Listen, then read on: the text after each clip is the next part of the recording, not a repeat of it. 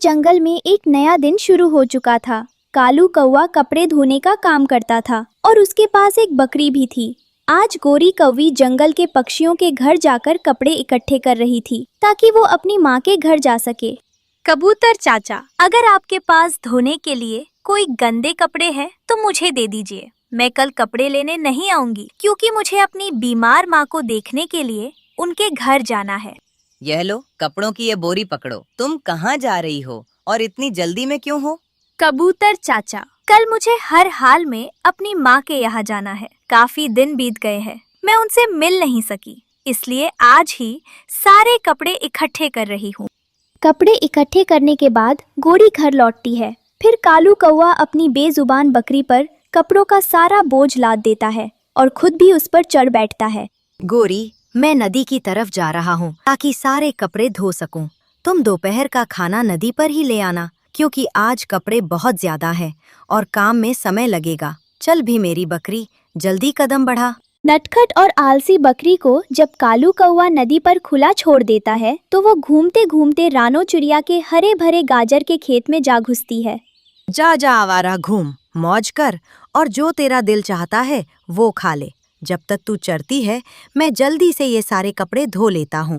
मैं बकरी, कालू कौवे की मैं बकरी, घूमूंगी फिरूंगी और मजे मजे के खाने खाऊंगी। वाह, ये गाजरे तो बहुत ज्यादा स्वादिष्ट और मीठी है। ऐसा खाना तो मुझे पहले कभी नहीं मिला।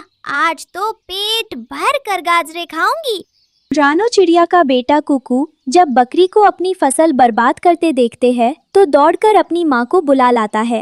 मम्मा मम्मा, जल्दी चलिए, हमारे गाजर के खेत में एक आवारा बकरी घुस आई है और वो हमारे खेत की फसल खाकर खराब कर रही है। रानो चिड़िया गुस्से में आती है और हाथ में मजबूत डंडा लेकर खेत की तरफ भागती है। वो बकरी की पीठ पर जोर से डंडा मारती है। भाग यहाँ से आवारा बकरी, जिसका काम करती हो उसी के घर जाकर खाना मांगो। हमारे खेत की मेहनत से उगाई गई फसल क्यों खराब कर रही हो? चिड़िया, तुमने मुझे डंडा मारा? तुम्हारी इतनी हिम्मत कैसे हुई? मैं तुम्हें हरगिज नहीं छोड़ूंगी। मैं अभी जाकर अपने मालिक कालू कौवे को बताती हूँ। वो आकर तुम्हारा सारा घमंड धूल में मिला देगा। बकरी अपनी गलती मानने के बजाय रोती धोती कालू कौवे के पास पहुंची और चिड़िया की झूठी शिकायत लगा दी। ये सुनकर कौवा गुस्से में अंधा हो गया। मालिक, ओ मालिक, मुझे बचाइए। उस जालिम चिड़िया ने मुझे बहुत बेरहमी से मारा है। मैंने तो बस उसके खेत से 2 छोटी सी गाजरें ही खाई थी, लेकिन उसने मुझ पर डंडों की बारिश कर दी। क्या उस नन्ही सी चिड़िया की इतनी हिम्मत कि वो मेरे पालतू जानवर पर हाथ उठाए? चल मेरे साथ, आज मैं उस चिड़िया को ऐसा सबक सिखाऊंगा कि वो जिंदगी भर याद रखेगी। कालू कौवा बकरी को साथ लेकर रानो चिड़िया के खेत में पहुंचता है और गुस्से से चिल्लाता है। हाँ तो चिड़िया, तेरी इतनी हिम्मत कैसे हुई मेरी बकरी को डंडा मारने की? तू अपने आप को समझती क्या है? यह बकरी मेरे खेत में घुसकर मेरी सारी फसल तबाह कर रही थी। मैंने बस इसे भगाने के लिए एक हल्की सी छड़ी लगाई थी। मालिक, ये बिल्कुल झूठ बोल रही है। इस चिड़िया ने मुझे बहुत बेरहमी से मारा है। इसने मुझे डंडों और लातों से पीटा है और मुझे बहुत दर्द हो रहा है। बकरी, तुम ऊपर वाले से तो डरो, तुम इतना बड़ा झूठ क्यों बोल रही हो? देखो देखो मालिक, ये चिड़िया अब भी मुझे बकरी बोलकर मेरी तौहीन कर रही है। कौवा बिना सच्चाई जाने रानो चिड़िया पर हमला कर देता है, लेकिन तभी कबूतर बीच बचाव करने आ जाता है। कबूतर पेड़ से नीचे उतरकर बीच में आता है और कालू कौवे को पीछे धकेलता है। बस करो, एक कमजोर चिड़िया पर जुल्म करते हुए तुम्हें शर्म नहीं आती? छोड़ो इसे। कबूतर, तुम बीच में मत आओ और चिड़िया, कान खोलकर सुन ले। अगर दोबारा मेरी बकरी को छुआ भी तो मैं तुझे जान से मार डालूंगा। कौवे के इस रवैये से दुखी होकर रानो चिड़िया और कबूतर ने उसे और उसकी बकरी को सबक सिखाने की एक चतुर योजना बनाई। चिड़िया गन्ने का लालच देकर बकरी को किसान के खेत में भेजने लगी। चिड़िया बहन, यह कौवा और इसकी बकरी हद से ज्यादा घमंडी और बदतमीज हो गए हैं। यह जंगल के दूसरे पक्षियों को भी तंग करते हैं। इन्हें सीधा करना और इनका घमंड तोड़ना बहुत जरूरी हो गया है। हाँ कबूतर भैया, आप बिल्कुल ठीक कह रहे हैं। मैंने एक बेहतरीन योजना बना ली है। अब मैं इस कौए और इसकी बकरी को ऐसा सबक सिखाऊंगी कि वे भविष्य में किसी पर जुल्म नहीं करेंगे। रानो चिड़िया किसान के खेत से मीठा गन्ना तोड़कर बकरी के पास जाती है। जरा इधर देखो, मैं तुम्हारे लिए क्या लेकर आई हूँ। डंडा? क्या तुम इस डंडे से दोबारा मुझे मारने आई हो? अरे पागल बकरी, यह कोई डंडा नहीं है, बल्कि यह एक बहुत मीठा और रसदार गन्ना है। जरा इसे छक्कर तो देखो कि यह कितना स्वादिष्ट है। बकरी चिड़िया के हाथ से गन्ना लेकर चबाती है और उसका मीठा रस चखकर खुश हो जाती है। वाह, ये तो बहुत ही शानदार और स्वादिष्ट चीज है। चिड़िया, मुझे सच सच बताओ कि ऐसी जबरदस्त चीज मुझे कहाँ से मिल सकती है? यह गन्ना सामने इंसान के खेत में उगा हुआ है। वहाँ ऐसे सैकड़ों गन्ने मौजूद हैं। तुम वहाँ जाकर जितना चाहो पेट भरकर खा सकती हो। लेकिन चिड़िया, ये बताओ कि इंसान कमजोर होता है या ताकतवर? मेरा मतलब है कि अगर मैं खेत में पकड़ी गई तो वो इंसान मुझे मारेगा तो नहीं? इंसान तो बहुत डरपोक और कमजोर होता है। अगर मान लो तुम पकड़ी भी गई तो तुरंत अपने मालिक कालू कौए को बुला लेना। फिर देखना, वह इंसान तुम्हारे मालिक के डर से खुद गन्ने तोड़ तोड़ कर तुम्हारे आगे रखेगा। वाह, फिर तो मैं अभी के अभी जाकर इंसान के खेत से गन्ने खाती हूँ और खूब मजे करती हूँ। लालच में अंधी होकर बकरी किसान के खेत में जा घुसी। लेकिन जैसा चिड़िया ने सोचा था, किसान कोई कमजोर इंसान नहीं था। कोई तो है जो मेरे गन्ने की फसल खराब कर रहा है। ठहरो, मैं अभी देखता हूँ। किसान दबे पांव बकरी के करीब पहुंचकर उसकी पीठ पर जोरदार डंडा जमा देता है। भाग भाग यहाँ से, मेरी फसल खराब करती है। तुमने मुझे मारा कमजोर इंसान, अब देखो मैं क्या करती हूँ। बकरी चिल्ला चिल्ला कर किसान को डराने की कोशिश करने लगी, लेकिन किसान ने उसकी जमकर पिटाई कर दी। हाय, मर गई। ये इंसान तो मुझसे जरा भी नहीं डर रहा। मुझे यहाँ से भागना चाहिए, वरना ये मेरी जान ले लेगा। बकरी लंगड़ाती और चिल्लाती हुई भागकर अपनी जान बचाती है। बकरी, तुम क्यों भाग रही हो? जल्दी जाओ और अपने ताकतवर मालिक कालू कौए को बुला कर लाओ। फिर देखना वह कमजोर इंसान कैसे खेत छोड़कर भागता है। बकरी रोती हुई कालू कौए के पास पहुँचती है। मालिक, ओ मालिक, जल्दी चलिए मेरे साथ। उस इंसान ने मुझे बहुत बेरहमी से मारा है। मैंने तो बस 2 गन्ने ही खाए थे, लेकिन उसने मुझे डंडों से पीट डाला। उस इंसान की इतनी हिम्मत! उस इंसान को भी मैं चिड़िया की तरह ऐसा मारूंगा कि वो हमेशा याद रखेगा। चल, मुझे उसके पास लेकर चल। कालू कौवा बकरी पर बैठकर किसान के खेत के बाहर पहुंचता है। बाहर निकल इंसान, कौन है तू? बाहर निकल, मैं तुझे जिंदा नहीं छोड़ूंगा, जान से मार डालूंगा। तुमने मेरी बकरी को हाथ लगाने की हिम्मत कैसे की? किसान खेत के अंदर से गुलेन चलाता है, जिसका भारी पत्थर सीधा कालू कौवे के पंख पर लगता है। आह, मेरा पंख! किसान ने गुलेल से कौवे को नीचे गिराया और फिर डंडे से उसकी अच्छी धुनाई कर दी। डरपोक बकरी तो कौवे को छोड़कर पहले ही भाग खड़ी हुई थी। तेरी बकरी तो तुझे छोड़कर भाग गई। अब बता, तुझे कौन बचाएगा? तू मुझे धमकियाँ दे रहा था। किसान डंडा उठाकर कालू कौवे की जबरदस्त धुनाई करता है। हाय, मर गया। इंसान भैया, मुझे माफ कर दो, मुझसे बहुत बड़ी गलती हो गई। आगे से कभी तुम्हारे खेत की तरफ नहीं आऊंगा, मुझे मत मारो। किसान से मार खाने के बाद कालू कौवा दर्द से कराहता हुआ जमीन पर रेंग रहा था। चिड़िया और कबूतर ये सब देखकर बहुत खुश हुए। देखा कबूतर भैया, दूसरों पर जुल्म करने वालों, झूठ बोलने वालों और लालच करने वालों का अंजाम हमेशा ऐसा ही बुरा होता है। बिल्कुल ठीक कहा चिड़िया बहन। जो दूसरों के लिए गड्ढा खोदता है वह खुद ही उसमें गिरता है। आज कौए और बकरी दोनों को ऊपर वाले ने उनके किए की सजा दे दी है। तो दोस्तों, इस कहानी से हमें यही सीख मिलती है कि हमें कभी दूसरों पर अत्याचार नहीं करना चाहिए और बिना वजह घमंड व लालच में नहीं पड़ना चाहिए, वरना हमारा अंजाम भी कालू कौवे जैसा ही होता है। जंगल में तेज बारिश बरस रही थी। बारिश की तेज हवाएं अपने साथ एक छोटे बच्चे पक्षी को उड़ाती हुई लेकर आ रही थीं। वह बच्चा पक्षी हवा की दिशा में हवा के साथ साथ उड़ता हुआ आ रहा था और वो आकर पेड़ की एक डाल में फंस जाता है। बचाओ, कोई है? मेरी मदद करो, कोई है?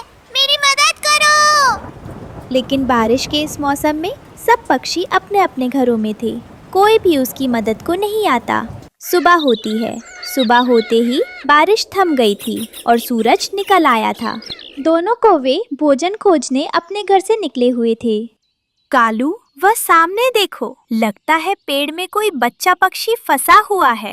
गोरी कौवी उस बच्चे को पेड़ की डाल में फंसा हुआ देखती है तो दोनों कौवे उस छोटे बच्चे के पास आते हैं।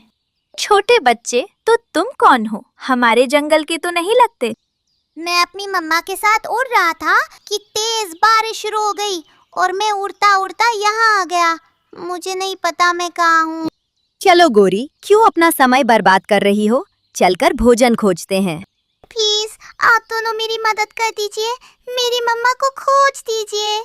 तुझे क्या, मैं कोई आया लगती हूँ कि मैं तेरी देखभाल करूँगी जब तक तेरी माँ नहीं मिल जाती? हमें बहुत से काम हैं, जाकर खुद अपनी माँ को ढूंढ ले। अब तो बारिश नहीं हो रही। ऐसा कहकर दोनों दुष्ट कौवे वहाँ से चले जाते हैं और वो बच्चा पेड़ की एक डाल पर बैठकर रोने लग जाता है कि वहाँ से मम्मा चिड़िया गुजरती है। उस बच्चे को रोता हुआ देखकर रानो चिड़िया उस बच्चे पक्षी के पास आती है।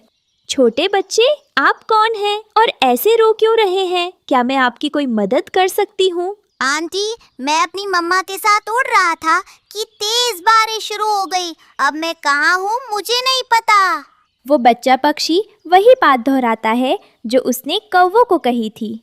आप बिल्कुल चिंता मत करो, मैं आपकी मम्मा को खोजने में आपकी मदद करूंगी, लेकिन अभी आप मेरे साथ मेरे घर चलो।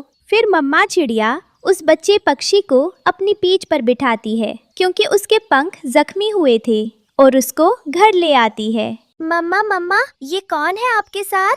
बेटी गुड़िया, यह छोटा पक्षी मुझे जंगल में मिला। यह अपनी माँ से बिछड़ गया है, इसके पंख जख्मी हैं। मैंने सोचा इसे घर ले आती हूँ। जी मम्मा, आपने बहुत अच्छा किया। छोटे बच्चे, तुम बिल्कुल परेशान मत हो, मैं और मेरी मम्मा मिलकर तुम्हारी मम्मा को खोजेंगे।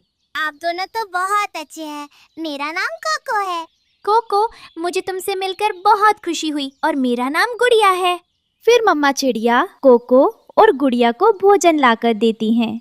अच्छा, अब आप दोनों घर पर ही रहें, मैं नदी से पानी लेकर आती हूँ और कुछ दाना भी खोज लाती हूँ। ऐसा कहकर मम्मा चिड़िया घर से निकल जाती है। मम्मा चिड़िया जंगल में उड़ती हुई जा रही थी कि उन्हें झाड़ियों के पास से किसी चीज के चमकने की रोशनी दिखाई देती है। जब रानो चिड़िया उन झाड़ियों के पास जाती है तो वहाँ चमकता हुआ एक मोती पड़ा था। यह मोती तो बहुत ही महंगा लगता है, इसे घर ले जाती हूँ। फिर चिड़िया उस मोती को उठाती है और घर ले आती है। आंटी, ये मोती कितना चमक रहा है। आपको ये मोती कहाँ से मिला? बेटा कोको, मैं उड़ती हुई जा रही थी कि मुझे झाड़ियों के पास से यह मोती मिला। मम्मा, जरूर ये कोई कीमती मोती है क्योंकि आम मोती तो इस तरह नहीं चमकते।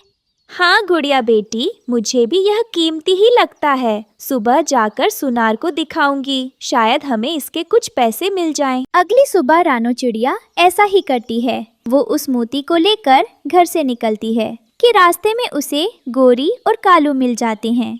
मोटी चिड़िया, कहाँ लेकर जा रही है ये चमकता हुआ मोती?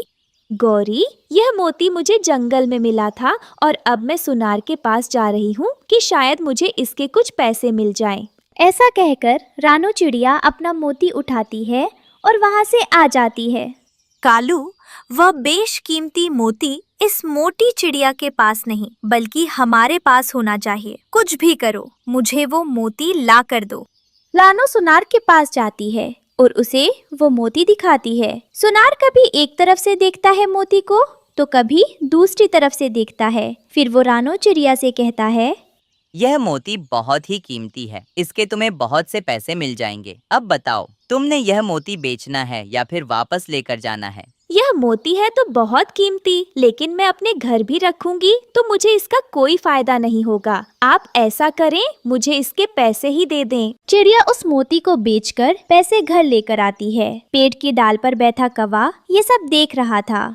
इस चिड़िया के पास अब वो मोती नहीं है, इसका मतलब है यह बेच कर आ गई है। रात होते ही मैं इसके पैसे चुरा लूंगा। रात हो जाती है। कालू कौवा रानो चिड़िया के घर में घुसता है और उसके कमरे में जाकर उसकी अलमारी से मोती के वो पैसे चोरी करके भाग आता है। सुबह होती है। मम्मा चिड़िया तो अपना सिर पकड़कर बैठी थी। यह क्या हो गया? इस मोती के मुझे बहुत से पैसे मिले थे। मैंने सोचा था अपनी बेटी के लिए न्यू बैग लूंगी, बुक्स लूंगी, घर का सामान लूंगी। कौन दुष्ट चुरा कर ले गया मेरे पैसे? जंगल के सब पक्षी भी जमा हो गए थे। ये तो मुझे किसी चोर का काम लगता है। हमारे जंगल में तो कोई चोर नहीं है, बाहर से कोई चोर आया होगा। कालू, ये क्या बातें कर रहे हो तुम? हमारे जंगल में चोरी हुई है। इसका मतलब यही है कि जंगल के किसी पक्षी ने ही चोरी की है। मैं तो कहती हूँ मामले को रफा दफा करो। मैं पुलिस को बुलाऊंगी, ऐसे ही मामला रफा दफा नहीं करूंगी। रानो बहन, आप पुलिस को क्या बताएंगी कि आपको वो बेशकीमती मोती जंगल से मिला था? पुलिस तो आपको ही चोर समझेगी। ऐसा कहकर दोनों कौवे वहाँ से चले जाते हैं। जिस तरह यह गोरी और कालू बोल रहे थे, मुझे तो यह दोनों ही चोर लगते हैं। दरवाजे के पास खड़ा कोको ये सब कुछ देख रहा था। कुछ दिन ऐसे ही गुजर जाते हैं। रानो चिड़िया जंगल में भोजन खोजने निकलती तो उसे भोजन बहुत जल्दी मिल जाता था।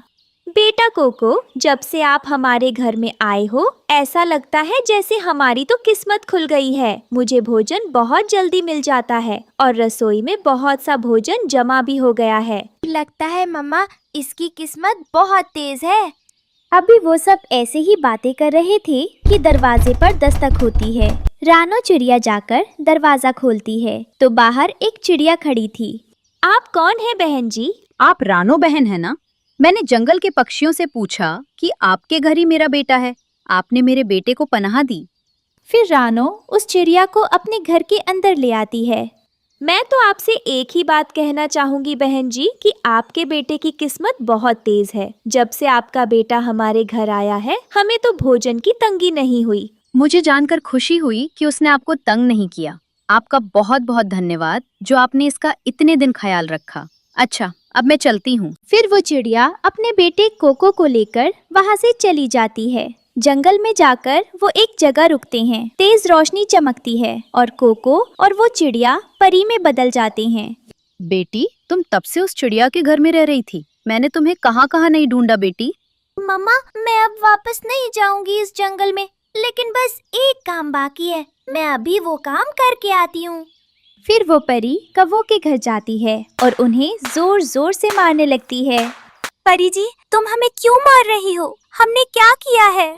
मुझे अच्छे से पता है। तुमने रानो चिड़िया के घर से उसकी अलमारी से पैसे चुराए हैं। जाकर उसके पैसे उसे वापस दे आओ, वरना तुम कौवों के लिए अच्छा नहीं होगा। दे आएंगे। हम उसके पैसे उसे वापस दे आएंगे। बस हमें मारो मत। वो परी गायब हो जाती है। दोनों कौवे अगले दिन जाते हैं और रानो को सारी बात बताकर उसे उसके पैसे वापस दे आते हैं। वो छोटा बच्चा जिसकी रानो ने मदद की थी, वो असलियत में एक परी की बेटी थी। प्यारे दोस्तों, आपको ये कहानी कैसी लगी? कमेंट में ज़रूर बताएं और इस कहानी को लाइक, अपने दोस्तों के साथ शेयर और चैनल को सब्सक्राइब करना बिल्कुल मत भूलना। आपका धन्यवाद।